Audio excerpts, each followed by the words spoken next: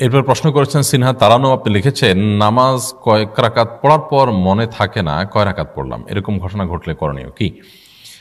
বোন সিনহা তারানম, আপনার প্রশ্ন উত্তর হলো যে যদি রাকাত সংখ্যা নিয়ে আমাদের সন্দেহ হয়, কনফিউশন তৈরি হয়, তাহলে দেখতে হবে যে কোনটার দিকে আমাদের প্রবল ধারণা হয়।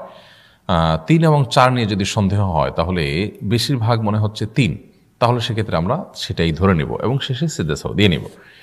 আর যদি মনে হয় না 4 হওয়ার সম্ভাবনাই বেশি, 3-এর দিকে হালকা ঝোঁক আছে, তাহলে সেক্ষেত্রে 4 ধরে রেখে নামাজ শেষ করব এবং শেষে সিজদাও দিয়ে নেব। অর্থাৎ এক কথায় আমাদের মনের ধারণা প্রবল হবে যেদিকে, সেটাকে ধরে আমরা সালাত শেষ করব এবং শেষে সিজদাও দিব।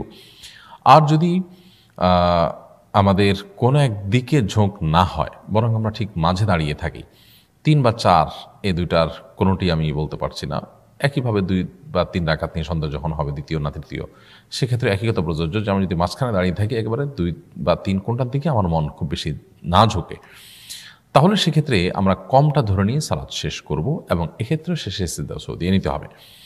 এবং এরপরে পরিষ্কার হাদিস নবী সাল্লাল্লাহু আলাইহি ওয়াসাল্লাম থেকে বর্ণিত আছে।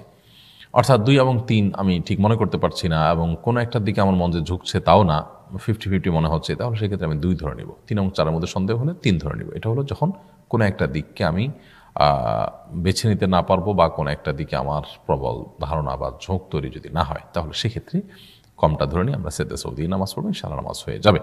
এবং নামাজ যাতে মনোযোগ নষ্ট না হয়, রাকাত সংখ্যা নিয়ে ডাউট না হয়, সেজন্য মনোযোগ ধরে রাখার যে বিষয়গুলো আছে সেগুলোর প্রতি আমাদের খেয়াল রাখতে হবে। নামাজের জন্য অন্য মনস্ক না হয়ে আমরা সেদিকটা আর ব্যাপারে যত্নশীল হতে হবে।